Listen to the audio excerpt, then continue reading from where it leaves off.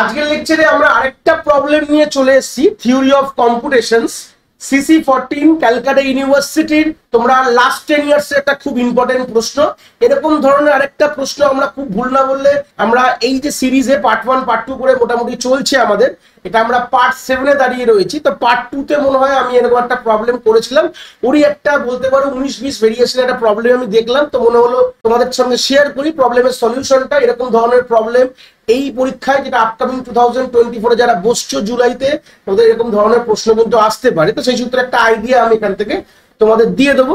কি বলতে চেয়েছে, বলছে find the regular expression that represent the set of all string over A and B. মানে তোমাদের একটা এরকম রেগুলার এক্সপ্রেশনকে ডিজাইন করার কথা বলছে, যেখানে তোমাদের ইনপুট সেট বলে দিয়েছে এ বি, আর যেটা শুরু এ দিয়ে হবে শেষ তোমার বি বি দিয়ে হবে। অলওয়েজ কি বললাম, শুরু এ দিয়ে হবে শেষ বিবি দিয়ে হবে। আমি খুব ভুল না বললে আমরা ওই পার্ট 2 তেই আমরা করেছিলাম শুরু এ আর শেষে বি। তো ওটার মতনই খুব খুব এটা ইম্পর্টেন্ট, মানে খুব একটা বড় আমি করব, মানে কনসেপ্টটা খুব একটা ডিফিকাল্ট না, যে শুরু এ হবে শেষে বিবি হবে, এটা কনফার্ম বলে দিয়েছে। মাঝখানে তোমার যা ইচ্ছা হতে পারে বলে এ প্লাস বি স্টার তোমরা এখানে দিয়ে দেবে। এটাই কিন্তু আমাদের ফাইনাল অ্যান্ড আলটিমেট অ্যান্সার। খুব একটা এখানে গল্প নেই আমি বলবো। তো আমি অবভিয়াসলি যখন রেগুলার এক্সপ্রেশন করাই, তার সাথে আমি তাদের মেশিনটা ডিজাইনও করে তোমাদের দেখিয়ে দিই, যে হয়তো হতে পারে এই বছর তোমাদের এরকম ধরনের কোনো মেশিন বানাতে দিল, সেখান থেকে তাহলে তোমরা এই আইডিয়াটা করতে পারবে এরকম ধরনের রেগুলার এক্সপ্রেশন দিয়ে কি করে মেশিন বানাবে। দেখো, বুঝতে পারলে যে শুরুতে সবসময় এ হবে, মানে একটা এ সামনে থাকবে, ঠিক আছে। বিগেন সবসময় এ দিয়ে হবে, বি দিয়ে হবে না। তাহলে এরকম যে স্ট্রিং গুলো, মিনিমাম যে স্ট্রিং কি কি থাকবে, আমি যদি বলি মিনিমাম স্ট্রিং যদি বলি আউটপুট, মানে স্ট্রিং যেটা অ্যাকসেপ্টেবল স্ট্রিং বলি, মিনিমাম স্ট্রিং হচ্ছে এটা হবেই। This the minimum string. কেন? শুরুতে এ শেষে দুটো বি, মিনিমাম স্ট্রিং। এবার তারপরে তোমার যদি মাঝখানে তোমার যা ইচ্ছা হতে পারে, মানে এ আর বি এর মাঝখানে তোমার যা ইচ্ছা, এখানে এ বি হতে পারে, বি বি লাস্টে, মানে যা ইচ্ছা, মানে এখানে যা ইচ্ছা হতে পারে। It doesn't matter at all. তোমাকে এরকম ভাবেই সেট তৈরি করতে হবে, যেখানে তোমার মাঝখানটা ভাবলে হবে না, সামনে এবং পেছনটা জিনিসটা তোমাকে ভাবতে হবে। তো চলে আসি একটা চট করে একটা মেশিন ডিজাইন করে ফেলি, খুবই সোজা, খুব ব্যাপার না। দেখো, আমরা ইনিশিয়াল স্টেটটা যদি Q0 রাখি, তো Q0 থেকে অ্যাটলিস্ট একটা এ তোমার পেতেই হবে। আর বি পেলে কি হবে, আমি এরকম গল্প আগেও বলেছি, বি যেই তুমি বি পাবে এরকম ট্র্যাপ স্টেটে পাঠিয়ে দেবে, QT লিখে দেবে ট্র্যাপ স্টেট বি পেলে, আর একে সেলফ লুপ দিয়ে দেবে এ কমা বি। এখান থেকে কোনোভাবে আর ওদিকে যেতে পারবে না। ভালো কথা। তারপর মিনিমাম স্ট্রিংটা ডিজাইন করো, Q1 এ আসলো, তারপরে আবার কি হলো, এখানে দুবার বি দিতে হবে, দুটো বি থাকতেই হবে। তার মানে তুমি এখানে Q2 দিয়ে দাও, আমি এখানে নিচে রাখলাম কারণ কেউ পাশে আর জায়গা নেই বলে। আমরা এখানে আরেকটা বি, কিউ যেটা ফাইনাল স্টেট Q3 করলাম। দেখো, বি মিনিমাম স্ট্রিং সাপোর্ট হয়ে গেছে। মাঝখানে তোমাকে ওই অনন্তকালের জন্য তোমাকে রাখতে হবে। আর দেখো, এই দুটো বি এর মাঝখানে ভালো করে বলে নাও, এই যে দুটো বি এর মাঝখানে কিন্তু কোনো এ আসবে না। কি বললাম বুঝতে পেরেছো? লাস্টেও কোনো এ আসবে না, এগুলো কিন্তু ইম্পর্টেন্ট কথা। লাস্টে কোনো এ আসবে না, এই দুটোর বি এর মাঝখানেও কোনো এ আসবে না। তাহলে এখানে যদি বাই চান্স এই Q2 তে, তাহলে এই বি, ভালো কথা, এর মাঝখানে তোমার অজস্রকালীন এ বি আসতে পারে, কোনো যায় আসে না, ওটা আমরা পরে দেখবো। বাট লাস্টে তো এই বি এর পর আর বি কোনোদিন এ আসবে না। তার মানে এর যে একটা স্টেট তোমার আছে, ঠিক আছে, এই বি এর পর এই যে Q3 এর পর এ পাও বা বি পাও, মানে দেখো বিবি থেকে তোমার কিন্তু গিয়ে শেষ হয়ে গেছে, শেষ হলে বিবি থাকতেই হবে। তো এরপরে কিছুই যদি পাও, মানে Q3 থেকে যদি এ পাও বা বি পাও, সেটা তোমার ট্র্যাপ স্টেটে চলে যাবে, আসতে পারবে না ঘুরে। কেন কেন গল্পটা কেন বুঝতে পারছো? কেন কি বি এ বিবির পর আর কিছু হবে না, লাস্টে তোমার বিবি হবে। তাহলে আমার এখান থেকে ভাবো একটা বি পেয়েছো, ভালো কথা, বি এর আগে কিছু পেলে অসুবিধা নেই, এর পর আর বি এর আগে, মানে এই স্টেটটাকে আমরা পরে ম্যানিপুলেট করবো, কিন্তু বি এর পর কখনো তুমি এ পাবে না, এটা তোমার ক্লিয়ার। তার মানে Q2 থেকে তুমি বি তে গেছো, ভালো, Q2 থেকে যদি তুমি এ পাও, তাহলে কিন্তু এটা ট্র্যাপ স্টেটে নিয়ে চলে আসবে, তোমার পেতে পারো না, এটাই বলে দিচ্ছে। You can't get this thing. যা হবে ইন্টারনালি তোমায় করবে, কোনো অসুবিধা নেই, ক্যান ডু, নো প্রবলেম।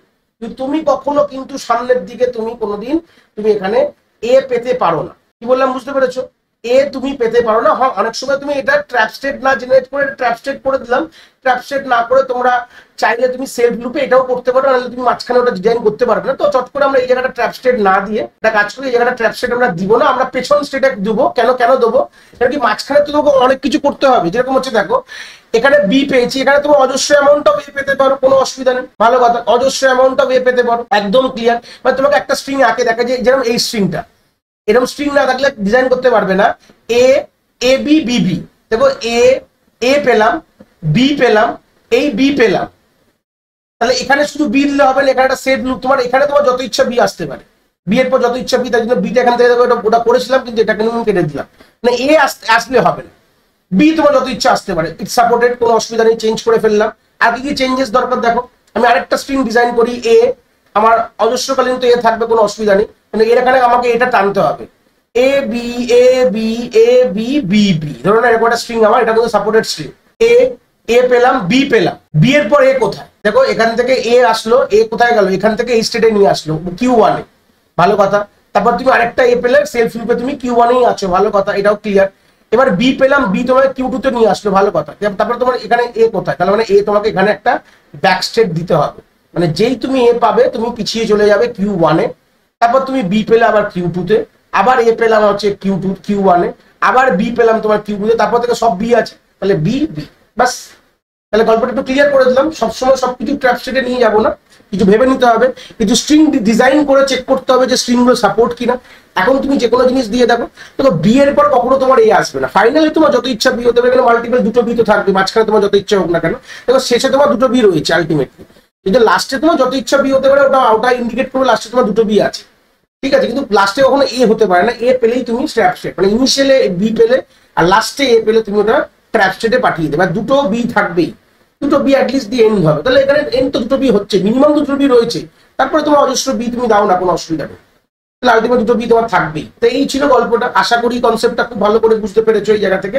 যদি ভিডিওটা ভালো লেগে থাকে অবভিয়াসলি একটি লাইক করো, আর বন্ধু বান্ধবের সাথে শেয়ারও করো যাদের সত্যিই দরকার এরকম ভিডিওর।